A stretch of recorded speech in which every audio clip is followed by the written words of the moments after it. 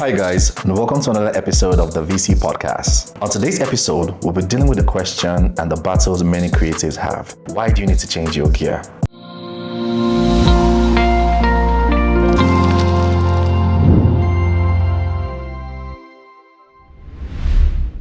And with me today, we have Sam Friend Ojo, a documentary filmmaker and excellent guy. I've worked with him on a lot of projects.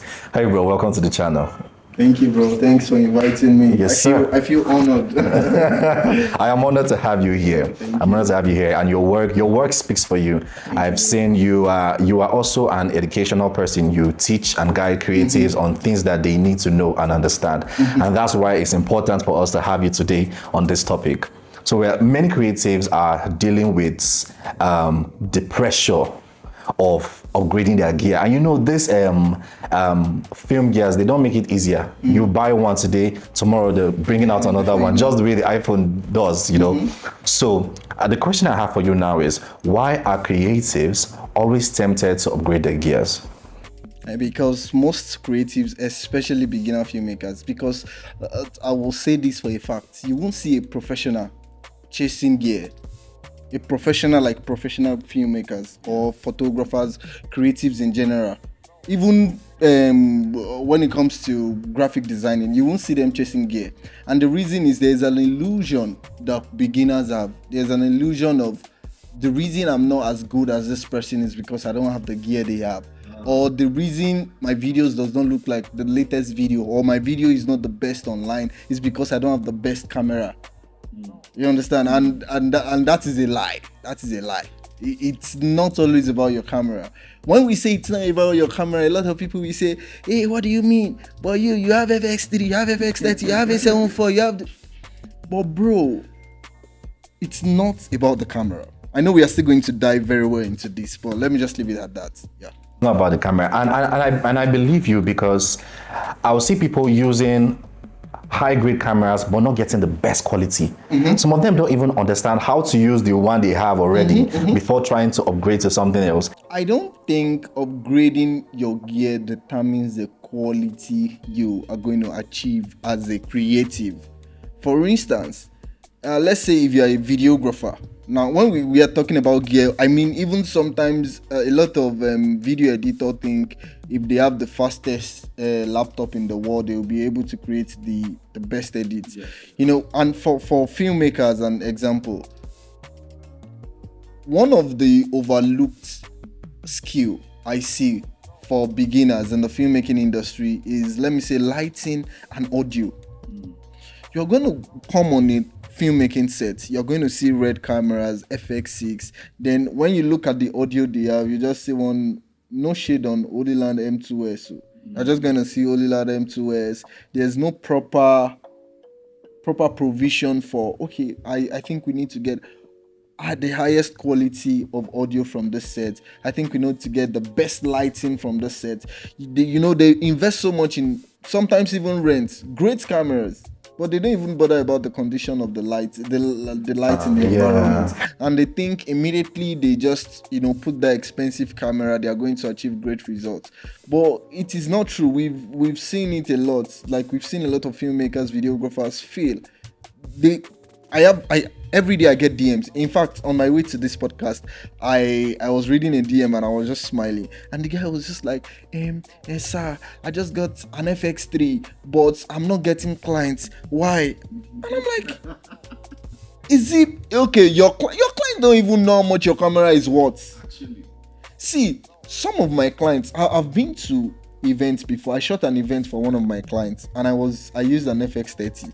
And the client was like, you be like, say, this your camera. FX30 is bigger than FX3, Abi. Because this your camera. The last videographer that we employed, it was FX3. And it was not as good as your camera. In fact, let me bust your brain. I've been to an event and I met a videographer that was jealous of the quality that was coming out of my FX30. And she was holding an FX30 and she was telling me that, oh wow, you na boss FX30. So I said, no, FX3. What do you mean? I said, FX3 is higher. I said, why is your own better than mine? I had to be telling her, why is your shutter speed at this time? Why are you shooting from this side? Why are you using this lens? are you at f4 when your lens can go up to f1.4 in low light? What is going on? And she was like, oh, I set it for her. She was like, hey, thank you. She was asking me that, so you mean my camera is better than your own? I said, yes. He said, I don't know. So it's a lie. It's a lie from the pit of wherever it's coming from. I'm telling you. And don't be deceived. I will say, if you're a beginner watching this podcast, try as much as possible to master the arts of filmmaking. If you're a photographer, master the art of photography. If you're a designer, master the art of graphic designing first before gear. You know, gear makes the work easier, not better. Okay. Achieving the result you want to achieve will be better and faster. The reason I want to get an FX5 now is because of the raw capability I will have. Because if there's a mistake, I can easily adjust in post and all of that. And it's because I know how to adjust. If you still have the FX5 and you don't know how to adjust and make the proper correction in post, you're still not going to be able to achieve better results. So an FX5 is still more valuable in the hand of a pro than the hand of a beginner. A Nikon ZR, the reason I would like to get it is because of the red raw capability. Because RAW gives really nice color science. And if I still give you a red codec and you still mess it up in your color grading with your bad color grading skill, you are still not going to achieve a good result. And if I still give you a, let's say, a Sony Burano and you light it poorly, and I bring out my FX30, light everything appropriately, give you a great sound with the FX30, my clients will still tell me, there's a videographer that came here with his big for nothing camera. They will shade you behind you, and you would. I get it.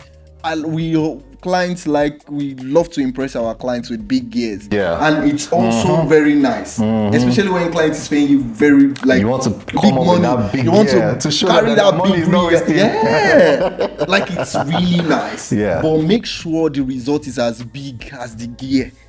Because there's nothing that pisses me off, VC, more than when I go to events and I see gears and I'm like, oh, there was one event I was at. I think it was early last year. No, was it early this year? Late last year. I saw FX9, FX6, Blackmagic 12K US URSA. A lot of big camera, and I was impressed. All the videographers are using like a MacBook Pro 4 M4 Max. Yeah, the company is rich. M4 every videographer was using M4 Max editing. I was like, Jesus. But by the time I now move close to what they're editing, I'm like, my brother carried FX6 was shooting on HD. Okay, we say HD is not, it doesn't matter, but how come if you want to shoot HD, okay, you want to deliver on social media, you want to shoot HD, but how come, and you in fact, if you are shooting HD on landscape and you still want to turn it to portrait, how is even sense in that? You have less quality to work with now, because by the time you crop it in post, you've already ruined everything. And then when you know you are going to deliver primarily in vertical format, why are you shooting landscape? Then they crop everything out in landscape and in portrait, and I'm like, and I saw the result when I saw their clients post it, and I was like, I just went there I followed somebody to just make reels for him, and to be sincere with you, my reels that I just went there to do my FX30 and stuff, just come back, just edits that took me like less than 30 minutes was way, way better. Can you imagine? Man, I can see how you're expressing yourself. You're coming from a place of pain. The thing is paining you like it's annoying. No, I have a guy that owns a Nikon ZR, and there's another person that was like, oh, he needs a ZR, I was like, okay, I give him a ZR. He did whatever setting he did, and then he was like, the footages are not playing on the system. He does not know what to do. The footage is heavy. Like he would have just. Oh, you mean you've not upgraded it? And that is another problem I see. Do you understand? I believe there are things you should upgrade first. It is called in English. I'm not so good with English. They say it's scale of preference, right? Yeah. There are things you need to do before you do certain things. if you are a videographer and you've not upgraded your system, you have no business buying certain camera. You are using 2017 MacBook and you want to buy ZR. You will cry. I remember the first time, I think when I started my journey as a filmmaker, I think that was when, like 2 years after or a year after, that was when A7S3 came out. I was using MacBook 2013. God, such a awful experience. Then I bought, I rented A7S3 and I shot in 4K 120 frames per second. What am I looking for? It was for a product shoot. Then I got to. It was playing like picture. It was as if I was previewing picture. My system just viewed it as picture. It could not play. Like it could not even move. I put it in Premiere Pro. It was not playing.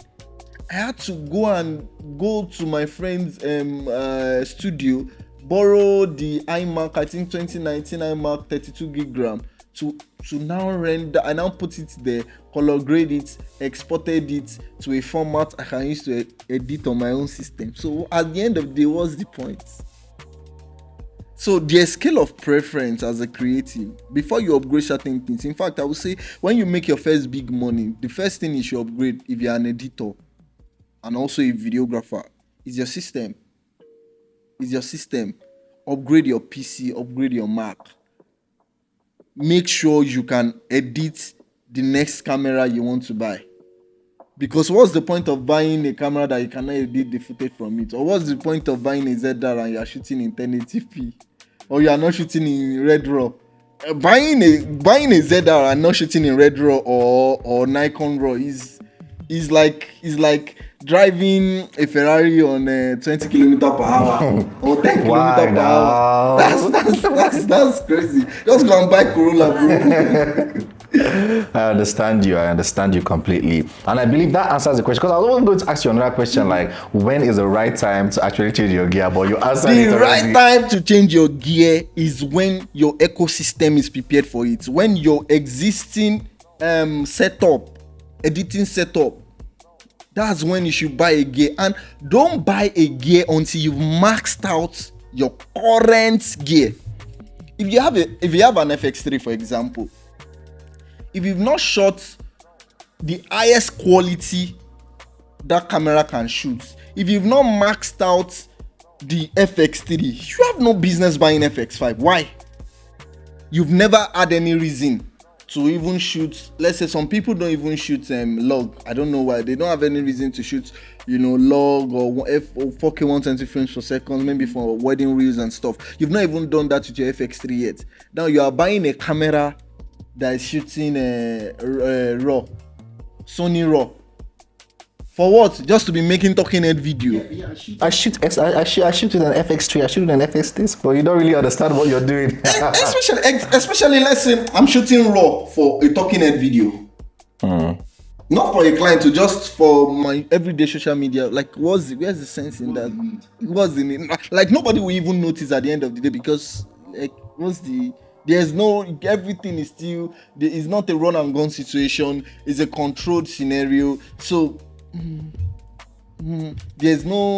I can't even see if it has good dynamic range or not, because you are indoor. I can't see window, nothing is going on. And what's the point? Just invest that money in other thing. And maybe your light, the most expensive light you have, is not even up to 500k, but your camera is 7 million naira. Sorry for doing that. No, he means it. It's not sorry, because it's actually correct. It's like you need a factory mental reset.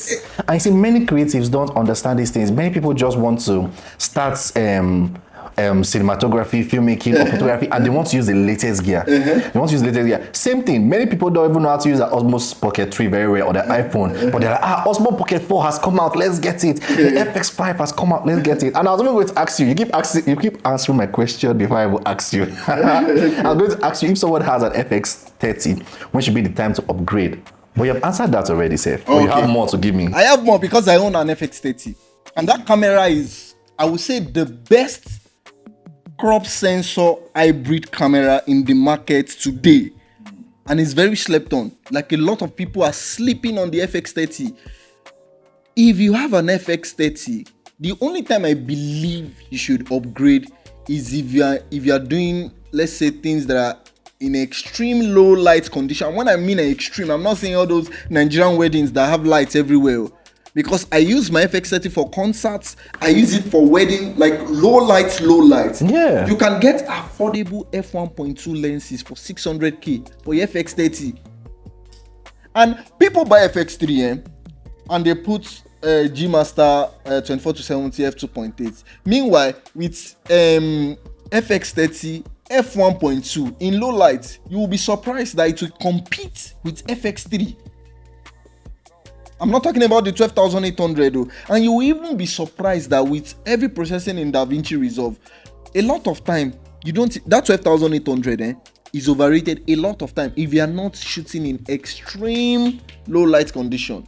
So if you have an FX30, buying an FX3 means you've maxed out everything and you always shoot in extreme low light condition, because in terms of quality, in terms of sharper image, you won't get it better in FX3. The size of your sensor does not determine the quality that comes out from the camera. It only determines the amount of light the camera can receive. The fact that you are shooting with an FX3 and someone else is shooting with an FX30 does not mean the FX3 has a better image compared to the FX30. Makes complete sense. Makes complete sense. You know, now there are different cameras out there, and me, I'm a Sony guy. You know, we always have people say this is the FX3 killer. There's always an FX3 killer somewhere. No, now it's going to be FX5 killer. Now the FX5. There's always one. You know, but now this FX5 now say there's something. The FX5 came with a lot of features, the open gate, the dual ISO, and many people are rushing to get this camera because of these features, but they don't really understand it. Like now, what this dual ISO is, what is it all about? Okay, dual base ISO is one of the most important features a lot of if you're a cinematographer and you don't know dual base ISO, you are not a cinematographer. Quote me anywhere. A lot of videographers don't understand, and this is called base ISO. Your base ISO is the ISO your camera manufacturer have said this is your safest and the best place you should shoot. Anything above this place, our hand is not there. Anything below this place, anything you see, you take, right? It's not like you're not going to get good results, but you're going to get better results because there's a processing that have been done at that particular number to reduce noise for you, especially when you're shooting, fast-paced things like weddings, documentaries and stuff. So a lot of new modern cameras come with dual-base ISO. Some even come with triple base ISO like the C80 and the new FX5. And what this gives you is, it gives you, like for instance, the FX3 now, is either you shoot at 800 or 12,800, because Sony have said, you see, at this 800 is the cleanest you can get your shots when you have enough light, and 12,800 is the cleanest you can get your shots if you don't have enough light. If you shoot at 10,000, there will be noise, but if you go up to 12,800, you don't have noise. If you shoot at 600, there might be noise. If you shoot at 1,000, there might be noise. But when you get to 800, no noise, as long as you light properly, because there's a processing that has been done to your sensor. So and it works mostly when you are shooting in log. I think we have base ISO for S-Cinetone on Sony. I think it's around 200, and for Canon, I think theirs, if you're not shooting on log, is like 100. That's just the basic one. But for cinematographers, videographers that want to take their images to the next level, try as much as possible. This is one secret a lot of people don't know. People ask me a lot of times, how do you get your videos so clean, man? I don't play. I can't shoot below or above my base ISO. No matter what, you should not. If you want to if you cannot do it, you can compensate with your lights, you can compensate with your aperture, you can get the faster lens if you need more lights, and you've maxed out. Most times, when you max out your base ISO, you don't need more lights. So get understanding before getting more gears. Yeah. It's as simple as that. Yeah. It's as simple as that. If you could own one camera for 5 years, what camera would that be? The FX5. The Sony FX5. But I love red cameras. But I don't like the edicts that comes with it. I wish we can have the Komodo sensor kind of in an FX30 body. With the features of an FX30. I love red colors. I love red colors. There was a project I did early this year that I shot on red, and it was amazing. Red will give you the true color, like thick true color. Just convert to Rec 709, you are good. Interesting. Red colors are so beautiful. I won't lie, I've never shot on red before. Oh really? I've never. But I won't just go for a camera because of the color science, but because they are. What I tell people is that Sony is like Corolla. People are I'm coming from an event right now, and I was making a video. Maybe I'll post it online. I was showing people, let's see the cameras that we, let's see most cameras we have on set, and we realized out of the 20 cameras I filmed, 20 videographers, I think about 18 or 16 are using Sony. And a lot of people say Sony is overrated. Just the way a lot of people to say Corolla is overrated. Corolla is overrated because it gives a lot of people peace of mind. When the spare part is readily available, when you start it, even when it's dying, it will still go. When it dies, just buy engine and put it by, it will still go, right?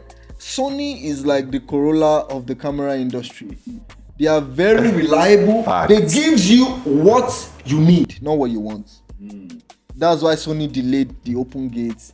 They delayed the having RAW in small factor bodies. They delayed a lot of things, right? Because a lot of videographers don't need it. How come people own ZR?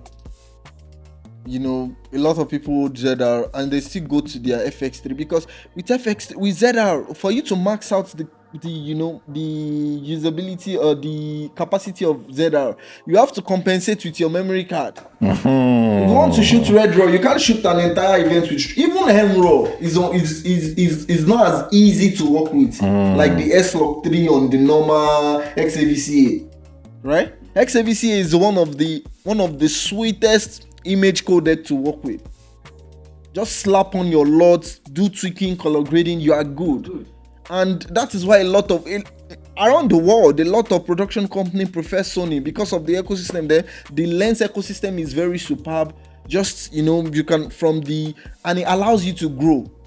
It's only in Sony you can start, of course, now also in Canon, you can start from the ZVE series, go to the ZVE1, then come to the A7, then you want to advance to photography, go to the A7R way. If you want to go to videography, go to the A7S, FX3. If you now want to be a proper filmmaker, they will give you, the FX6, the FX9, the Sony Burano, the Sony Venice 1, Venice 2, RF7. Like, there's room to grow. You can pick it from little. In fact, if you buy a Sony camera today and every time you want to upgrade, you are just adding 1 million. You can grow. If you just sell this one, add 1 million, you can see another Sony to buy. Sell it, add 1 million, you see another better Sony to buy. Sell it, add 1 million, you see another. Only few camera ecosystem allows that growth. So to answer your question, if I can use one camera for 5 years now, I think I've maxed out my current cameras that I've used, A7S3, A7 IV, FX30 and all of that. I will say the FX5 because I know for the next 5 years, just like the FX3 did, the FX5 has come to scatter the industry. And watch out for a lot of FX5 killers because we'll start seeing the YouTube videos now. Is this the new FX5 killer? Does this compete? Is it worth it? Now complete this sentence. Don't upgrade your camera until you've maxed out and milk out the quality of your existing camera. And that'll be all for today, guys. Thank you for watching, and I'll see you in the next video. Are you serious? Yeah. Are you serious? We're not finished. Nice. Oh, we're not finished. Interesting, actually. Yeah. I love it.